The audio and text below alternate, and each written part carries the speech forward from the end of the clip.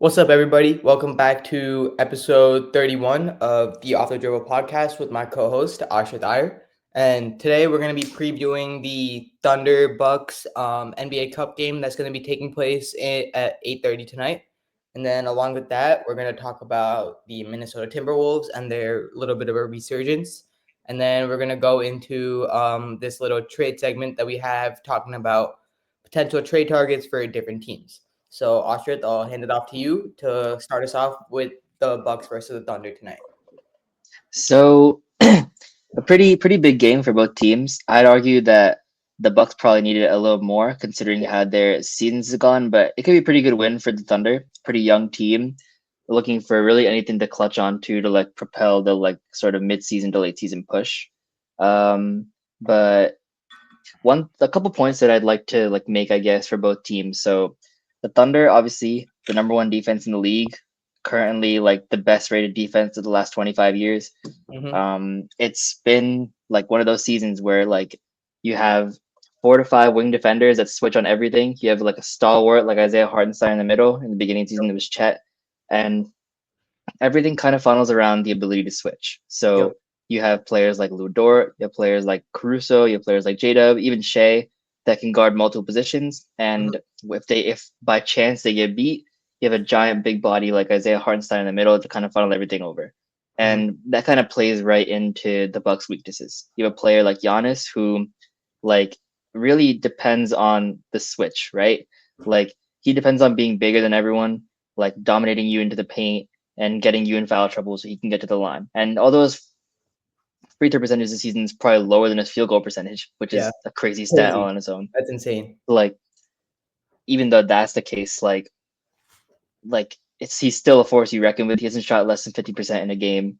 Mm-hmm. But like the way the Thunder are going to play this, like I assume, is how they played against the Pelicans, how they played against the Mavs in the playoffs. They're gonna funnel in, stop Giannis and Dame much they can, and if AJ Green and Torian Prince and Gary Trent, if they beat us from the 3-point line, then fair enough.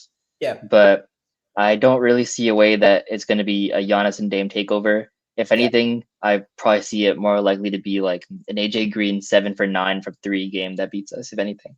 Yeah. But Exactly. what about you? I completely agree with you. I think that I don't think that Bucks team is like from like start to bottom is like talented enough to compete with the Thunder team. The Thunder team just like obviously a lot more deep, and like you said, the number one defense, best rated defense in a long time in the NBA, playing amazing. They have a bunch of different wing defenders that can switch 1 through 3 and even 1 through 4. You have J-Dub that can play center if you needed to. So you have a lot of different variety that the Thunder can kind of throw at you, and different rotations and different lineups that they can put at you. So I feel like they're not going to play Giannis in like one certain way, and they're definitely not going to try playing him one on one, because playing him one on one is not the way to really play Giannis. Is kind of stack the box and make him take jumpers and do more of that. And obviously in transition, it's going to be hard to limit him, because when he's in transition, you can't really stop him. But that's where he gets the majority of his field goals. But as long as you can kind of send him to the free throw line a little bit, but not too much, and just contain him outside of the painted area. And then at the same time, if you guys have enough talented defenders to guard Dame one on one, and even like switch him at times, so that shouldn't be a problem with you. So like you said, like the only way you guys would really lose this game, or if it gets out of hand, is if you see like Gary Trent drop 27 points, going like 9 for 11 from 3 or something like that. Yeah. And to speak on the transition point you made, which is probably like a really good point, that Giannis gets a lot of his buckets in transition. Yeah. Well, my favorite stat about the Thunder so far this season is that we somehow have more steals than turnovers. Like we both don't really turn the ball over that much. We have like Shea's a pretty high usage player who averages like 1 to 2 turnovers a game, which is pretty rare. And we have 3 of the top 8 in the season's steals leaders are Thunder players. It's Caruso, Dort, and J-Dub. No, sorry, Keeson, Dort, and J-Dub. J-Dub, yeah. So, like, I don't really see a way that like you can predict the Bucks to win this. If by chance Giannis goes for 60, then like hats off to him. But like I think the more likely path is probably going to be like a Shea like calm like 27. You have J-Dub putting in like 18. You have a bunch of like double digit games for the Thunder, and the Bucks don't really have enough bodies to keep up. Especially if a player like Andre Jackson is probably their best defender. If he gets into foul trouble, guarding Shea early, then it's going to be a long night. Yeah, exactly. And then I think you mentioned this yesterday. You were saying how like it's interesting that you guys give was it you guys that give up the most open 3-pointers Yeah, to opposing teams, and the yeah. Bucks lead the league in was it 3-point field goal percentage? They're Or 33 percentage. yeah, so like that's something a little bit like you could watch out with, but like obviously like your coach Dagnall is smart enough to kind of game plan against what he needs to do and kind of knowing like what team's strengths are and what your weaknesses are. So that shouldn't be really a big problem for you guys going into the game. Yeah. So final picks. The Thunder favored by 5 in this game. You think they cover? Yeah, I think they cover it pretty easily, honestly. I see the game going in the same kind of sense the Thunder Rockets game went, maybe like a little slowish, sluggish in the beginning, just because of like it being a high stakes game during the regular season. So low scoring first half, but then you see Shea kind of get into rhythm, and then that's when they kind of just beat them in the throughout the third, fourth quarter, and kind of outscore them in the clutch. Yeah, I see it kind of going similarly. If anything, I think they might get up to a hot start. Yeah. Like, I think they have enough shooters to get to a point where like they can come out to like maybe an 8 to 10 point lead. But like, I think we claw back, win by 8. It's probably my guess, Mhm. but like we'll see. Hopefully it's a good game for the league. I assume the league's gonna make this a good game somehow. There's gonna be Yeah. some calls that kind of go like either way, but I'm expecting everything with like the NBA Cup or whatever.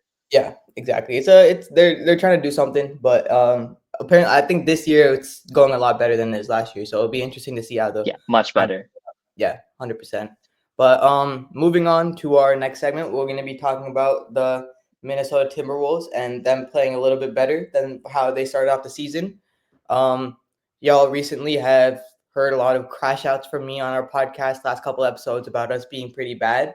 So the Wolves are 6-1 over the last 7 games. Number one defense in the NBA over the span of 3 weeks with a rating of around like 94 defensive rating, which is pretty insane. So I feel like obviously you have Cat that's in New York having an MVP season. We'll touch on him a little bit, obviously, because he's a very big part of how the Wolves are playing and him not being a part of the team. But I feel like when you lose one of your key players, it's gonna take you time to adjust to what everybody needs to do, kind of figuring out new roles again because you're losing a 20 point per game score and you are bringing in another 20 point per game scorer in Julius Randle, but he gets those buckets in different ways. So you kind of have to be used to the spacing of how he's going to be able to get his own shots and also used to the spacing of everybody around him. And then the main issue for the team was like the defense in the beginning of the year. Last year, we were the best defensive team in the league. I think we were subpar offensively. We weren't even top 15, and we were still a top 3 seed in the West. So that's like your calling card. If you can hold teams consistently to under 100 points any given night, then you can consistently be in any given game. That's kind of how the league is slowly playing out throughout these days. So the team has found their defensive identity. Big shout out to Jaden McDaniels. He's been playing a lot better defensively and offensively as well. And then Rudy Gobert has been playing amazing too on the defensive end.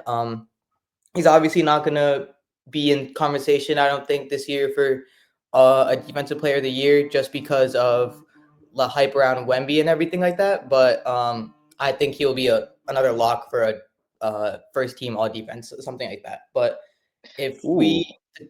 I think that's something that he can do, especially if the team keeps rising and becomes a top 3, top 4 seed in the West. I think that's an award that he can try and chase. Mm-hmm. Yeah. So what are your thoughts on how the Wolves have been playing, and what have you seen that is like the biggest difference in how they've played in the first 18 games to the past 8 games? Think like, well, like obviously, like I told you in the beginning, I think Wolves fans kind of were overreacting to the start. Like when you take away like an integral piece like Cat, someone who's top 5 in the MVP race right now, even though you didn't play like that to that height with you guys, like someone who's that caliber of a player, when you're moving from from the franchise, it's gonna take a while for like the team to sort of build around like a new identity. Yeah.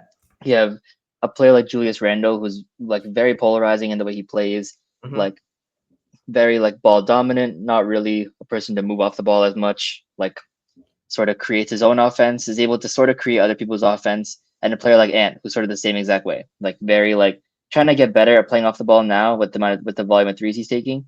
But like his strength obviously is like with the ball in his hands in that mid range and that sort of like dunker spot. Like that's where both of them like to operate. So Exactly.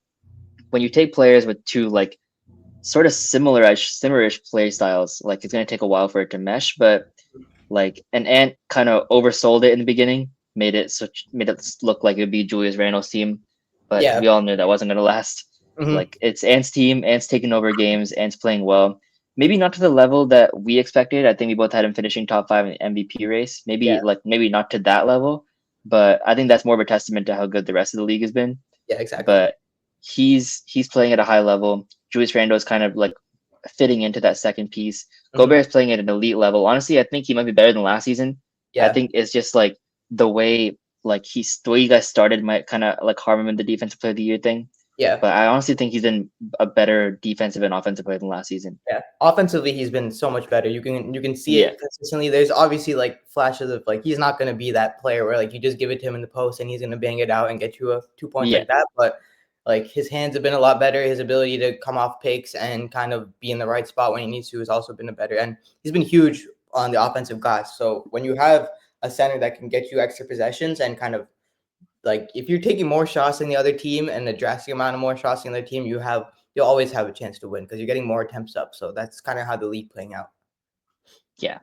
But two things that I really think kind of play a part in how well you guys have been playing recently is like one, like oh,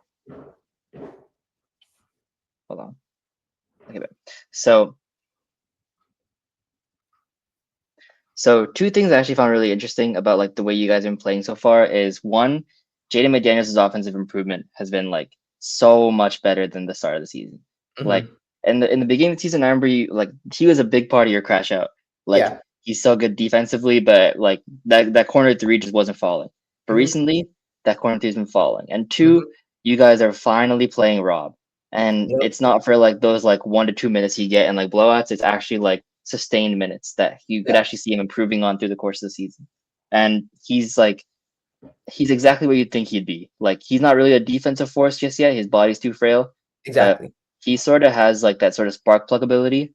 I kind Hmm. of viewed him like coming to the league as being like someone like a Jamal Crawford, Yeah. someone like obviously like not to that level yet, but like someone who could kind of come in and just like get buckets for you, Like a like sort of Lou like William kind of Jamal Crawford kind of player, something like that. exactly. Take the pressure off Ant for just a couple possessions, like let him like sort of rest. And so when Ant comes back, he can also evolve into like sort of an off ball player as well, someone who Yeah. can take the three to the top of the defense. Everything will be like running through Ant, but he can be a sort of second option, right? Exactly. Yeah.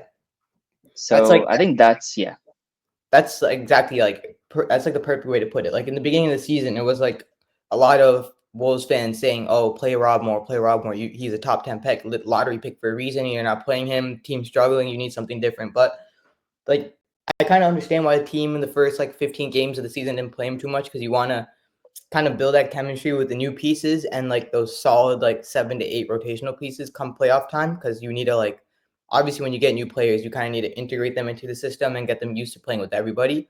But at the same mm, time, like you drafted a top 8 pick and you drafted him to kind of not immediately be a starting point guard, but kind of be someone that can come in on a given night and give you 10 points per game off the bench in like 15-20 minutes. And that's he's shown flashes of being able to do that. And I just consistently like throughout the season more from now on, I just want to see him getting a little bit more consistent minutes. That's honestly all. But yeah, yeah, I feel like as long as the defensive intensity keeps there and the team like as the season goes on, players are just going to keep getting more used to playing with each other. So I really think that the team's just going to keep getting better and better.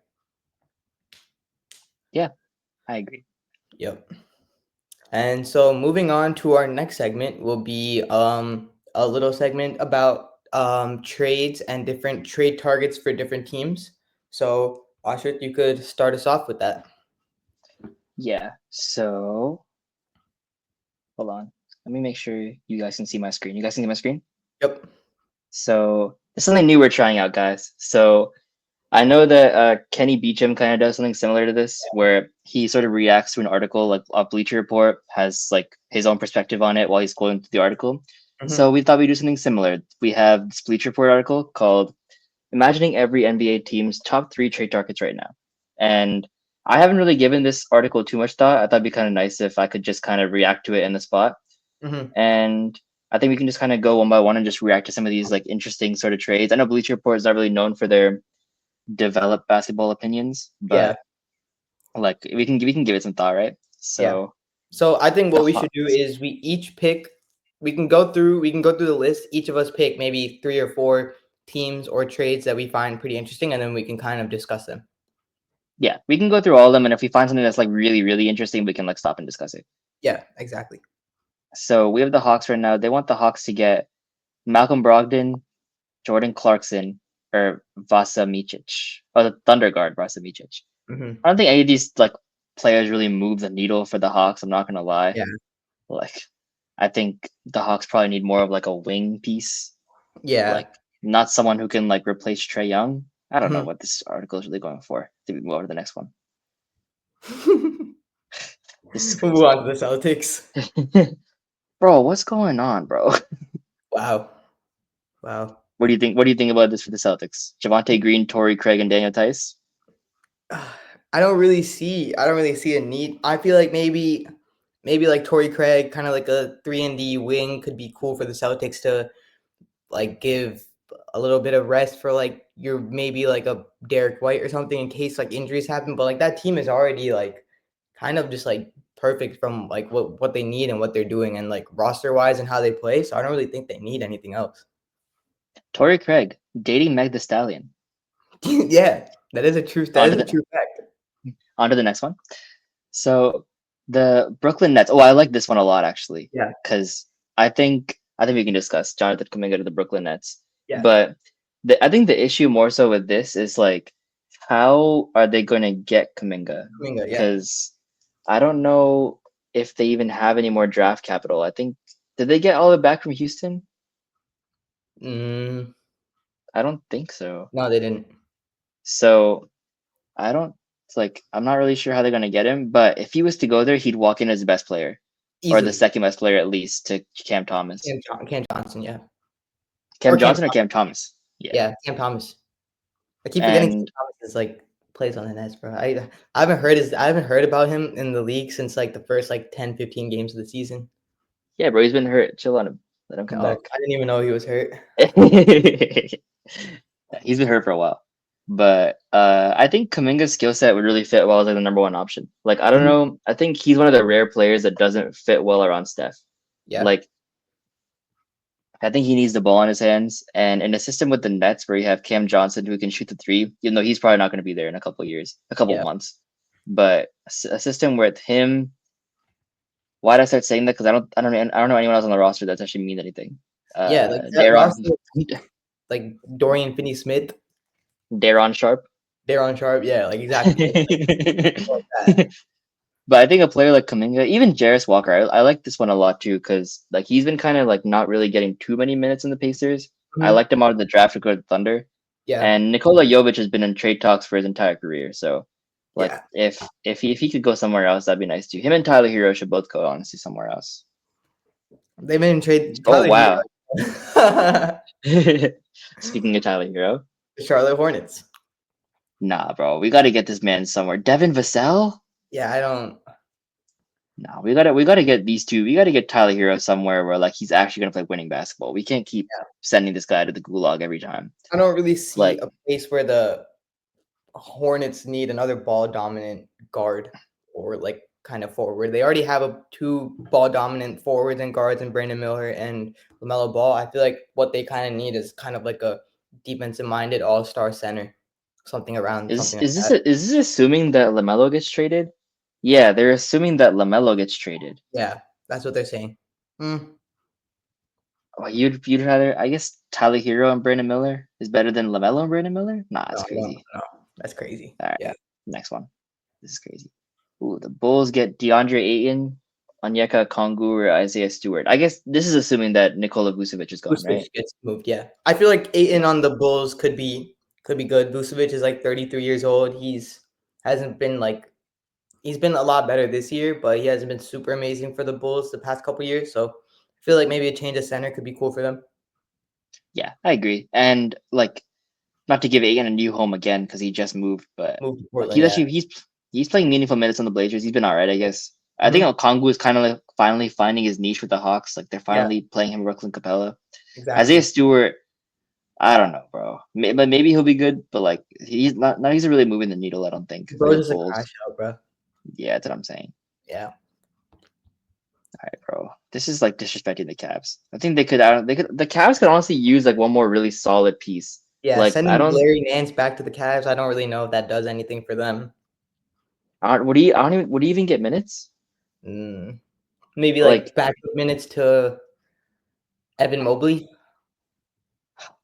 their team is already pretty deep. I don't even know if like Corey Kispert. That's just another defensive liability 3-point shooter. They have like 4 of those. Yeah, they already had like Sam Merrill, like Ty Jerome. Dean Wade is still there. They already have. Yeah, Yeah. Dean Wade is still there. Yeah, Yeah. exactly. Nah, So this is crazy. I don't really know about that. Honestly, I Moving think on. the Cavs roster is like kind of perfect. I don't even think they like They need. need I think. anyone. Yeah, exactly. Moving on is the Mavs. Jimmy Butler. Nah, Obviously. this is one we can talk about. Yeah. Uh, the Jimmy Butler to the Mavs rumors have been like insanely rampant, Mm-hmm. and like he hasn't helped his case by wearing the The different cool colored kid. hair. Yeah. Yeah, but what do you think about Jimmy Butler to the Mavs, or I even think Kyle that Kuzma? ooh, Kuzma's a bum, bro. I'm so sorry. Kuzma's so bad at basketball. Bad at basketball is crazy. He'd be a decent 4th option. Fourth, yeah. I mean, I guess, but if you had the chance to get Jimmy Butler, you would obviously try and go ahead and get Jimmy Butler. But I feel like Jimmy What would you Butler give? on the Mavs would put them as a solidified top 3 seed easy. They're already What the would you? 3 seed right now. What would you give? What'd you give up for him?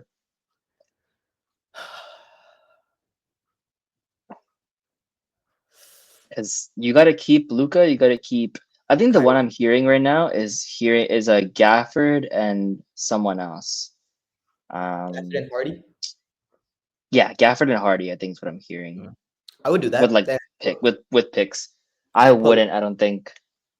really, you wouldn't give up Gafford?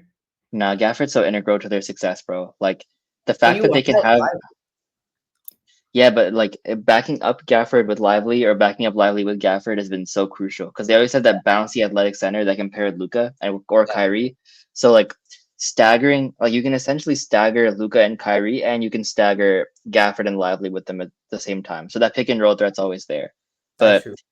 if you trade away like one of them for Jimmy Butler, you have like this player who's going to play about 40 games a season. Even though like yesterday he had like the most insane triple double ever, Yeah. but like he plays 40 games a season and he'll show up in the playoffs, but like at what cost, I guess. And the way your whole team plays, like that dramatically changes, obviously, again. Yeah, because he's like, for what it's worth, he's a pretty good offensive player, but like on that team, he'd be the 3rd option. And we've never Yeah. seen Jimmy Butler as a 3rd option before like the rookie year Chicago Bulls. Yeah, exactly.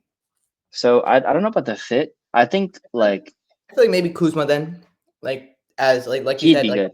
fourth option that you really if you really need to go, like he'll be someone on your team that obviously like if you really need a bucket, he'll get it to you and like he can hit open shots, I guess. Yeah. And Finney Smith return, that could be interesting too. He's a That could be 45% 3-point yeah. shooter. Yep. Like he'd probably be pretty cheap at this point. Mhm. I don't know. Give them some much needed defense, perimeter defense as well. Yeah, true. Now this is a team that actually needs a trade, and they Mhm. gave him 2 centers. So Would yeah. Wow. Bogdanovich could be interesting. Yeah, Bogdanovich could definitely be interesting. I think that could help them a lot. Their bench is non-existent. That is a problem with this team. Yeah, and like when they start Russ is like when they're the best. So they can't even bring Russ off the bench consistently. So, So like bro, having a what high we're saying, volume bro. 3-point shooter off the bench could be amazing for your team, especially that Or someone that has that connection with Jokic as well. true. Or So trade like Jamal Murray. yeah, exactly. Like trade Jamal Murray for like another like all-star, like borderline all-star point guard or something like that, like a combo guard. Yeah. Yeah. But the Nuggets definitely have to do something. Yeah. So Because that team you can't waste this guy's prime, bro. exactly, and he's not young. He's only going to be getting older. So you gotta make moves as soon as you can.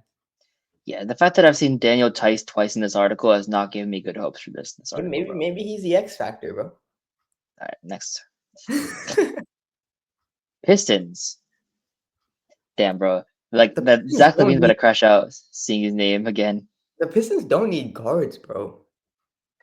I was thinking they're honestly too guard dominant. I think Cam Johnson is all right, but Yeah, honestly, I think they could use a center. Right? They have center, Jalen yeah, Duren, but they don't have. a backup Am I and tripping? like Isaiah Stewart. Nah, a real backup center. Yeah, exactly. Like, and Jalen Duren's also like statistically like as bad as Cat defensively. So Yeah, and like, they have like Kate Cunningham, who's borderline like consistent all star. They yeah, have Jaden Jaden Ivey, who Ivey. should be there as well. So Hmm. why would you then add Anthony Simons just to add to their defensive liability even more? And they have a Sar Thompson as well, who's like another like 2/3 guard. I don't know. Like this doesn't really make any sense to me, but Mhm. hopefully the next one will. Oh my god. Yo, Bro, this is diabolical. This is diabolical, bro. bro, they're just sending like the fact that whatever, bro. I think we should go on the next one. Yeah, bro. What is this? This isn't even I like. Come on. Now Jeremy Grant, that could actually like do something for them, Mhm. But the other but two, like Jimmy Butler and Jimmy like Butler is LeBron, is probably. crazy, bro. Come on now. We can't be doing this to LeBron, bro. Like he Yeah, can't. that's We what I'm can't just saying. mock him everywhere. Yeah, It's not. exactly, bro. Can't be doing this. So the Houston Rockets. Oh, what do you think about this? So Julius Randle to the Houston Rockets. I don't think the Rockets would do it, but like, I mean, give us like Torrey Eason, bro. I'll take it. All right, but within realism, what do you think you could really get for? Jabari Smith and like Steven Adams. You think Jabari Smith really? Yeah, you would have to give up Jabari Smith if you want to take. If you need you, if you're gonna give up, we're giving up Julius Randle. We need somebody that has potential to be another like to be option-ish next to Ant, and then we also do need we do need a backup center as well. Julius Randle for Jabari Smith and Steven Adams. Yeah, I don't think the Rockets would do it, but Yeah, the Rockets that definitely would do that. I don't see a need yeah, where the Rockets need Julius Randle in their starting lineup as well. they're kind of weak at like they don't really have like a true like bucket getter. Like they have Jalen Green, who's supposed to be that, but he's, as we discussed before, not good at basketball. Yeah, Julius Randle has So a consistent jump shot that you can kind of like go to if you really need it to happen. So yeah, Jimmy yeah. Butler would be the one, right? That Mhm. would be like the one that you could see the fit. Yeah, so I easily. don't know what they have to give up for him, What would you but like them to give up for him? they'd probably have to give up. It would be Jabari, wouldn't it? Mhm. Because Amen, Reed, Shengun, and Tarisin are all untouchable. I think. Mhm. I don't I don't think sending Jalen Green to Miami is a good idea. It's not. And um, the only one left is Jabari, right? Because they wouldn't want Dylan Brooks.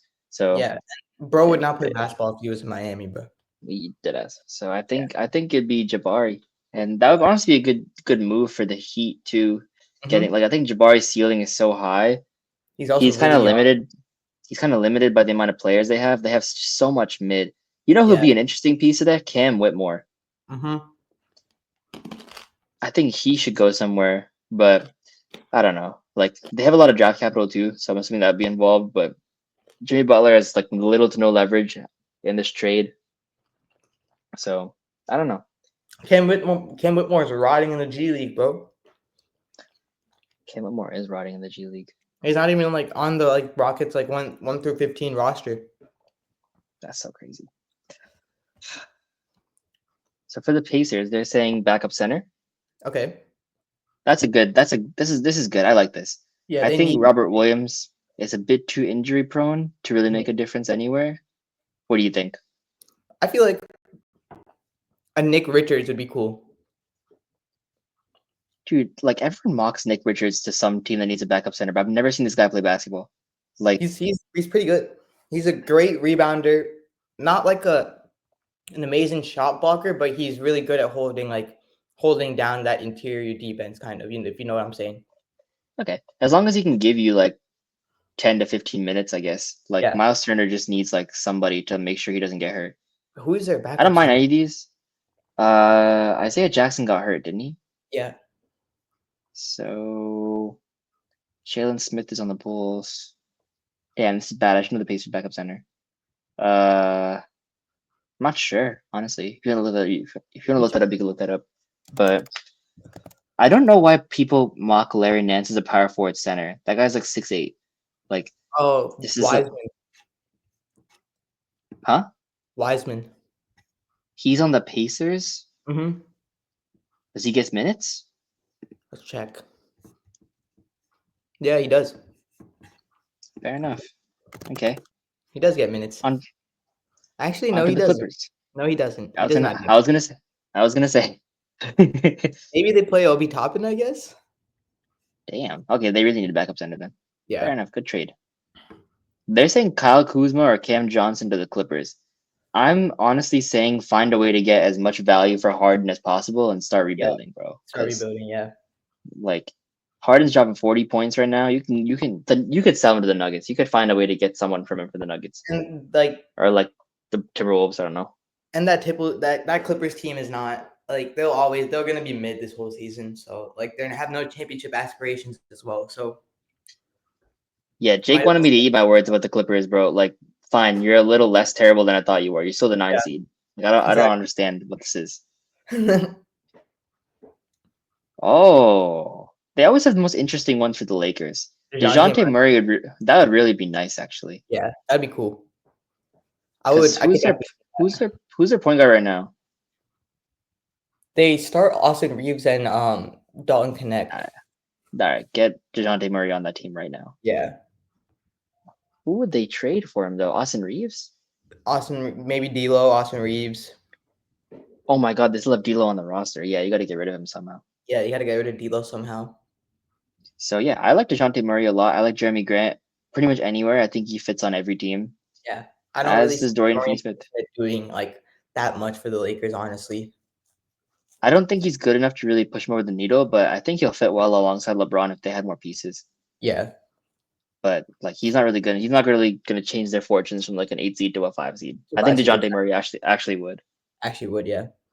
I think we could skip the Grizzlies. I don't really know how any of these three people are affecting the Grizzlies season. Oh man. Ooh, what the hell? What? LaMelo in Miami? For the culture, that'd be insane, bro. But there's just no way they can get him. Yeah, there's no way they can get him. You'd have to give up Hero. You had to give a Hero. You had to give up picks. Hero picks. Jovic probably. Jovic, like literally the farm, bro. You got to give it all of it for LaMelo. Yeah, he's too good. He's too good at basketball. He's just way too good. Like that game, the game just comes too easy for him. Yeah, and you gotta like with the Miami medical staff, you gotta like make sure that like they know what they're doing because exactly. And LaMelo is very so you'd have two of your stars are gonna play max 50 games a season. This is assuming they trade Jimmy Butler, right? Because there's no way. It says if they keep Jimmy Butler, or maybe even if they don't. Oh wow. Okay. I mean, pairing LaMelo with Jimmy would be kind of cool. I could see that fitting. It'd be LaMelo, Jimmy, Bam, and like brown shirt, like 60 overall players. Like yeah, and then have no one left in the team. They have Terry Rozier. You could send Rozier back to the Hornets. So what? Hero, Rozier, Jovic, and like 3 firsts, something like that. Oh my God, that's like the house for LaMelo, but and LaMelo just signed a new contract too. It's like 270 or something. Mm-hmm. My God. All right. Yeah. I think I'm Jimmy Grant, bro. I feel so bad for this dude. Bro, I'm saying I forgot he was playing basketball until recently. So like, and he's actually solid too. Yeah, he's making 150 M's. So like, you got to get him out of there, bro. Yeah. The Bucks. Jeremy Grant on the Bucks could be pretty cool playing like a 3. That'd make a difference, I think. That'd make a huge difference. Even Cam Johnson as a 3, that would be amazing too for them. Yeah. Yeah, but I think Marcus Smart, I haven't really been seeing too much of how he's been playing this season. How has he been playing this season? If you like watch him at all, I watched some Grizzlies. He's been cool, but like, I just don't see why he doesn't go back to the Celtics at some point. Like, I just think that's like home for him. It's home for him, exactly. So, I don't know. Minnesota. Oh, this is one. Oh my God, they gave you guys some terrorists. What is this? Actually, Keon Ellis could be interesting. I You mean, you guys are lacking shooting. we are lacking shooting. Like realistically, right now, technically, we are lacking shooting, but on paper, we shouldn't be lacking shooting Yeah, because we have but Dante DiVincenzo. but he hasn't really panned out, has he? Yeah. And someone So like Keon could come in and like start knocking down shots. He's a sniper. yeah, or even Champagne when Champagne's hot. Oh, Champagne's dirty. All right, bro. But Nah, when Champagne's when he's on, he's on, bro. But like the only thing is when he's off, he'll shoot like over 12, and he doesn't know when to stop shooting. I'm really concerned that I've seen Javante Green's name twice in this article as well. Yeah, I don't know, bro. Javante Green probably wouldn't get. I'd honestly play Terrence Shannon Jr. over Javante Green, honestly. Like I think that's what So you what would rather I do. New best Orleans. possible return for Brandon Ingram. Yeah, I agree. They don't really have anything that can really improve their team right now. I think if they get whoever like gives the most first round picks for Brandon Ingram, honestly, I think is the way to go. That team is very much in a predicament. I feel like they just have to just kind of start fresh. Nothing has been working out for them the past 3-4 years, so you just kind of gotta let it all go and just redo it. So I think too. For the Knicks, they've mocked Daniel Tice for the fifth time, Larry Nance for the fifth time, Robert Williams Jr. for the sixth time. I mean, they don't have Mitchell Robinson, so Robert Williams Jr. could be cool, but like, Yeah, add another injury prone center to the mix. yeah, like maybe let him play 10 games, get hurt again, but like Larry Nance Jr. could also be like a pretty decent backup for like OG Anunoby, kind of maybe also play some small ball center role, but again, like I don't see any of these any of these players again like moving the needle and making the Knicks any much closer to beating the Celtics or anything like that. They should get a backup five. Like I thought Jericho Sims would have taken the next step by now. Maybe he hasn't. Guys, I don't know if Tibbs even plays him. yeah. But like if like I think because Cat is a bit injury prone, I would like to see them like try to prioritize his health a little bit because Mhm. Tibbs shouldn't run to the ground. This next one is funny, bro. Oh my gosh. Okay. All right. None of these would actually work. Shout you out want UMD alum Kevin Herter though. you really want Kevin Herter on your team? No. Dude Shout is out UMD alum Kevin Herter. Shout out Jonas Valanciunas, someone who I thought we should have gotten if we didn't get Isaiah Hartenstein. But man, if dude, I see Chris Paul on this team, bro, Kevin Herter is so bad, bro. Kevin Herter, I feel like he could be good on the right team because he was so good that season before he got paid. Yeah. But like he just forgot how to shoot, Yeah, he like and doesn't I don't really know like that's how so different he is from Isaiah Joe. exactly. You don't need that. And he also was such a defensive liability, bro. Yeah, Like it's that's him and Keegan Murray's like defensive like issues are like the reason why the Kings like no even though on paper like the team is pretty talented, that's half the reason why like the team is pretty bad. They yeah. get beat off the dribble almost every single time. So like you're gonna have to collapse on the defense, and then they leave. They give opposing teams about like 50 open 3-pointers per game. So if you're giving team 50 open 3-pointers a game, you're gonna end up losing. I'm so confused. Like this team could use another offensive creator off the bench, and you choose Kevin Herter and Jonas Valanciunas. Like Yeah. it's like they don't watch basketball after 2019. Giving the Magic another guard. Yeah, they don't need guards at all. I think the Magic are good where they are, to be honest. Yeah, because they're missing their two best players and they're actually playing competitive basketball. I think Jordan Clarkson off the bench wouldn't be terrible, Mhm. but like you still have Anthony Black, you still have Cole Anthony, you still have Markel Fultz, you still have Jalen like Suggs. Jalen Suggs. Like you have so many guards. Yeah, So that team is solid. yeah. Philly, Bro, are we being serious? that again, none of these players are moving the needle for Philly, especially where they are at right now. Yeah. Like S- I thought they'd need a Simone backup Fontecchio. guard. Simone Fontecchio is giving them the chip, bro. They He's need a bringing backup it home. guard, surely, right? Because McCain just tore his meniscus. Like, why are they mocking like forwards? Oh yeah.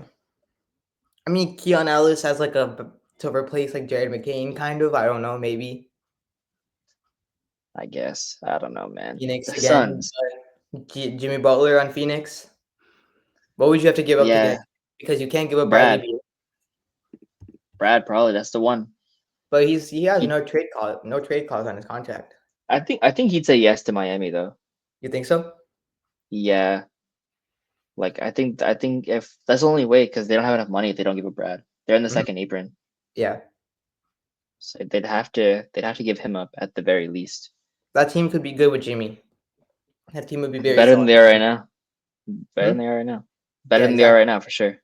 Exactly. 100%. I don't even think they can. Yeah, they have to give up KD, Book, or Beal. Yeah, they had to And give up one of them. like, imagine if they give up KD for Jimmy Butler, they're just going backwards. Yeah, exactly. The Blazers, you need to draft another like star and rebuild, honestly. Yeah, That's like the none of only these, way that none of franchises these turn trades around. are. Yeah, they're not moving anything, bro. This is one of the worst teams I've ever seen in my life. Oh, I Yeah. can't wait till you get. I can't wait till you get the Wizards. The Marcus Kings. Smart, Dorian Finney-Smith, Robert Williams. They need a defensive-minded perimeter defender. Yeah, More so a Marcus wing. Smart would be good for that team. Even Finney-Smith would be pretty good for them as well.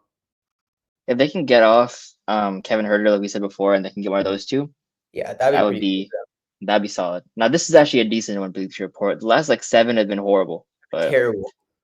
Oh my god. this is actually not bad. Oh my Oh god. my god, bro, are we being serious? Colin Actually, I Sexton. really, Colin yeah, Sexton would be cool. yeah.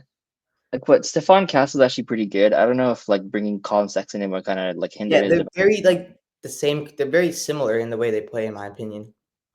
You think so? Kind of defensive minded. Stephon Castle, a very good defender, kind of Yeah, pesty, and like they're not like gonna go out there and like drop 20 every single night, but they're also pretty like efficient scorers when they need to be.